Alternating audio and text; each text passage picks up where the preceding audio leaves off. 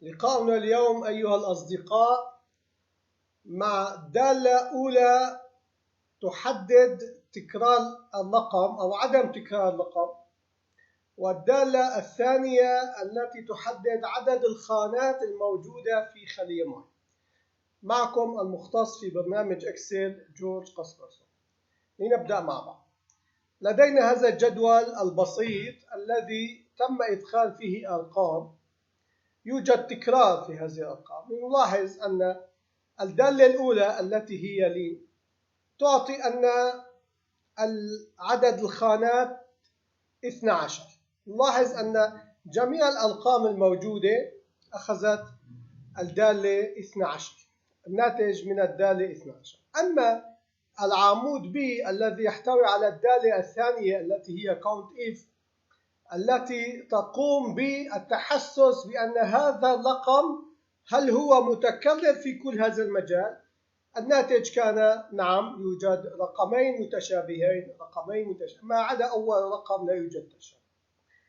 العمود A أخذ دمج بين الدالة count if والدالة ly عن طريق الدالة end.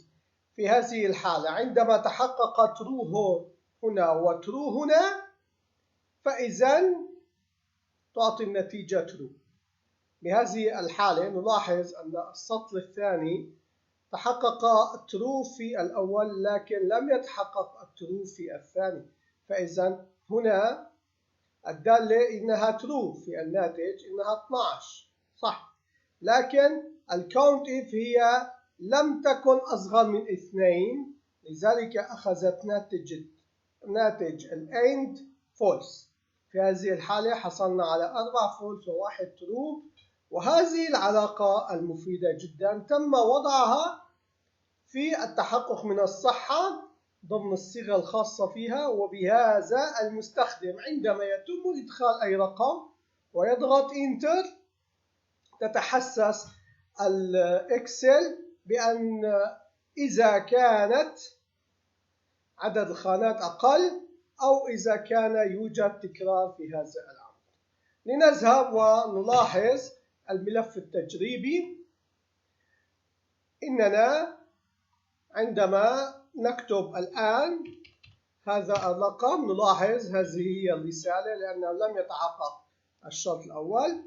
أما عندما نضع 1 2 3 4 5 6 7 8 9 10 11 12 نعطي انتر، نلاحظ أخذ لأنه تحقق عدد الخانات ولا يوجد تكرار.